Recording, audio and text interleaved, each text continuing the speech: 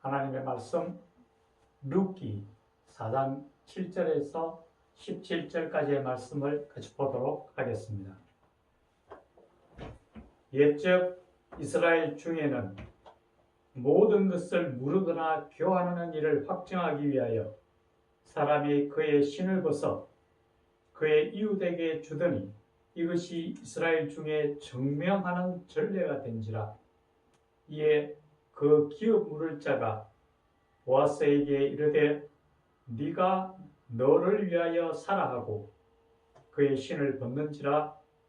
보아스가 장로들과 모든 백성에게 이르되 내가 엘리멜렉과 기룡과 말룡에게 있던 모든 것을 나오미의 손에서 산 이래 너희가 오늘 증인이 되었고 또 말룡의 아내 모압 여인 룻을 사서 나의 아내로 맞이하고 그 죽은 자의 기업을 그의 이름으로 세워 그의 이름이 그의 형행제 중과 그곳 성문에서 끊어지지 아니하게 하며 너희가 오늘 증인이 되었느니라 하니 성문에 있는 모든 백성과 장로들이 이르되 우리가 증인이 되나니 여호와께서 네 집에 들어가는 여인으로 이스라엘의 집을 세운 라헬과 레아 두 사람과 같게 하시고 네가 에브라드에서 유력하고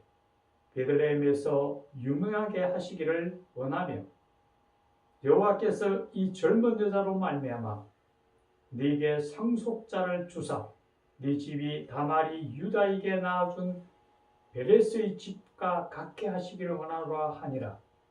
이에 보아스가 룻을 맞이하여 아내로 삼고 그에게 들어갔더니 여호와께서 그에게 임신하게 하심으로 그가 아들을 낳은지라.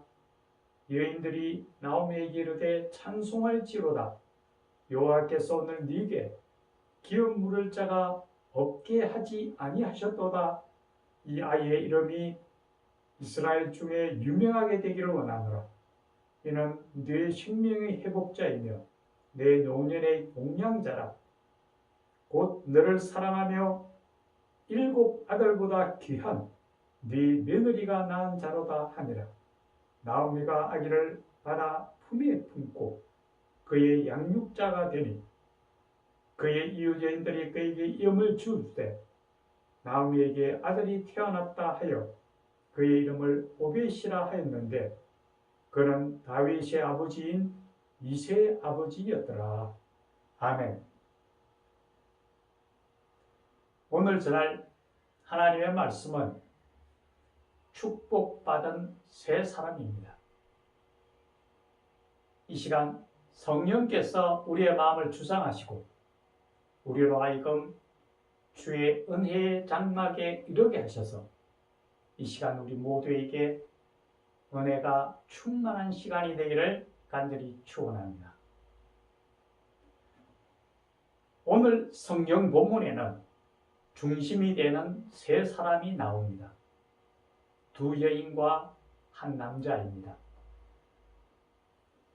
먼저 나오미가 나옵니다. 나오미는 그의 남편 엘리멜렉과 2 아들 말론과 기룡과 함께 이방 땅인 모압으로 내려가게 됩니다. 그곳으로 내려갈 때에는 그곳에서 평온하고 풍요로운 삶을 생각하고 내려갔을 겁니다. 하지만 그곳에서 큰 풍파를 맞게 되고 결국 며느리 룻과 함께 자기가 떠났던 베들레헴으로 다시금 돌아옵니다. 하지만 결말은 우리가 잘 아는 것처럼 이 룻이 보아스를 만나서 결혼함으로 큰 축복이 임하는 그러한 결말을 오늘 보게 되어 있습니다.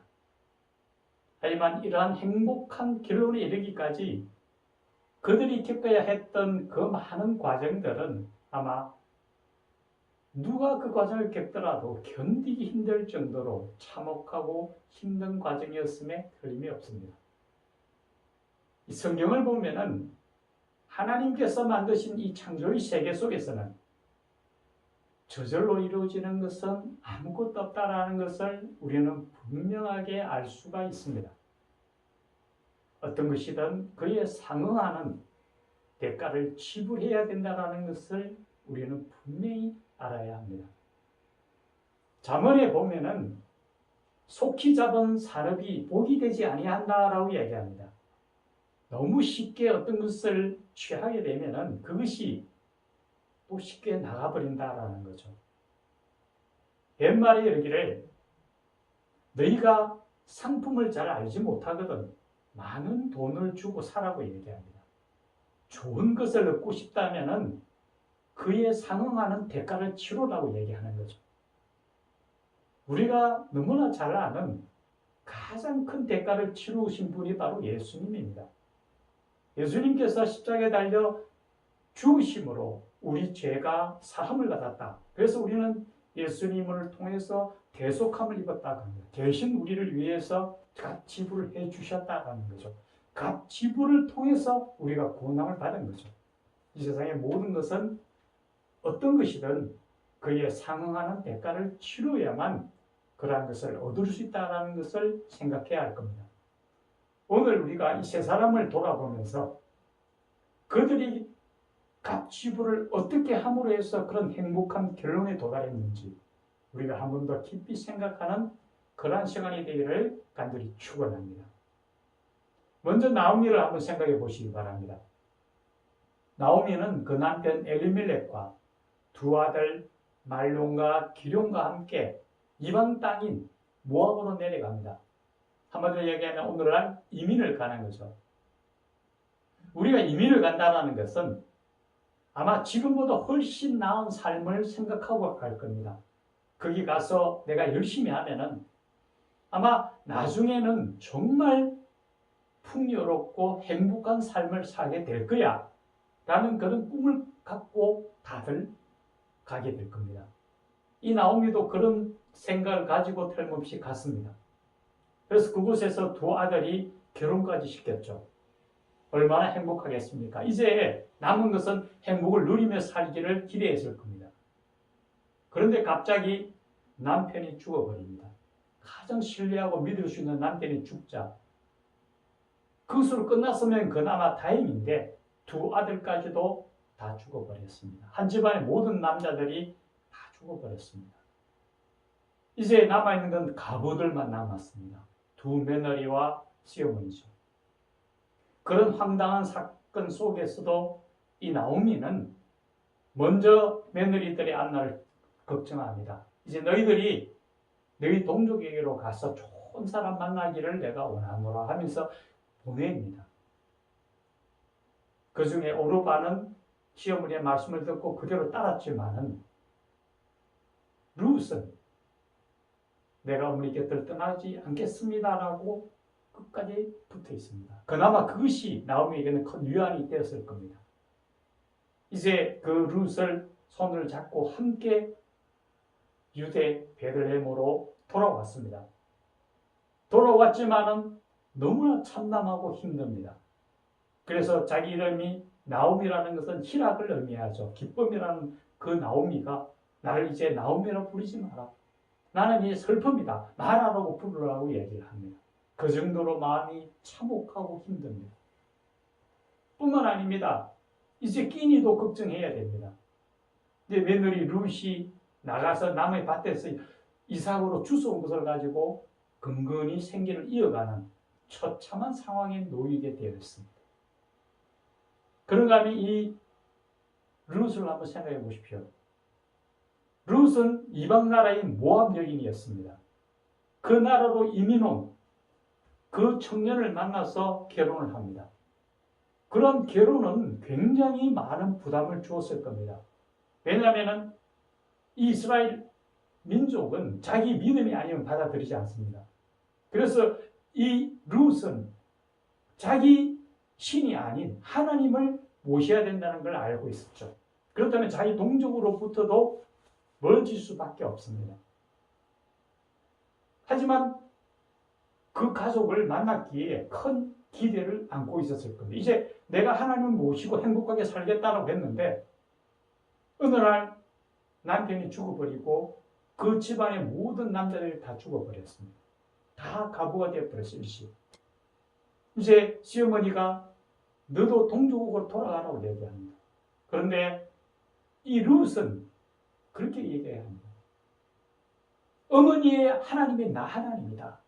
내가 결혼을 할 때는 하나님을 받아들였다는 얘기죠. 내 하나님이다. 내가 어머니 곁을 내가 죽는 것 위에 떠난다면 하나님이 나를 벌주시기를 원한다라고 할 정도로 어머니의 일을 굳게 붙들고 헌신합니다. 그래서 어머니 나오미와 함께 이제 유대 베들레헴으로 돌아왔는데 막상 들어오니까 아무것도 없어요. 먹을 게 없어서 이제 남의 밭에 이삭을 주우러 갑니다. 그런 가운데서도 본인의 품행을 단정하게 하고 시어머니 말을 전적으로 따릅니다. 순종합니다.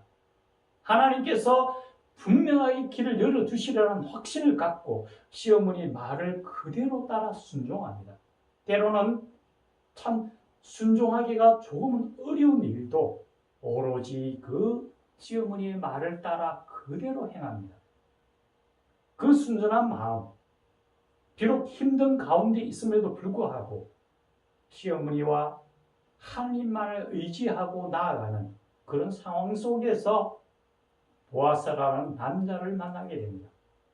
오늘 나오는 이 보아스는 유대 지역에서 굉장히 신망 있고 굉장히 부유한 집안이었습니다. 그 사람이 엘리멜렉의 계보를 이어서 기업을 물을 자의 위치에 있었지만은 그보다 앞선 사람이 포기를 함으로 해서 이제 이 보아스가 그 엘리멜렉의 집안을 기업을 이어받을 거냐 자기가 선택을 해야 할 겁니다. 이 선택에 있어서 굉장히 난감함이 있을 겁니다. 왜냐하면 기업을 물은다라는 것은 내 이름으로 가문을 세우는 것이 아니라 엘리멜렉의 가문을 이어받아야 되니까. 한마디로 얘기하면 요즘 이야기하면 내 성을 따르는 게 아니라 다른 사람의 성을 따르는 그런 기업으로 이어받아야 되니까. 거기다가 이 보아스는 아직까지 결혼을 안 해서 아내가 없습니다. 그런데 룻은 이방 여인에다가 이미 한번 결혼했던 과부입니다. 경제적으로도 굉장히 어려운 상황이었습니다. 외적으로 보면은 선택할 수가 없는 상황이죠. 그런데 그런 외적인 것을 본 게 아니라 그 룻의 마음을 보았습니다.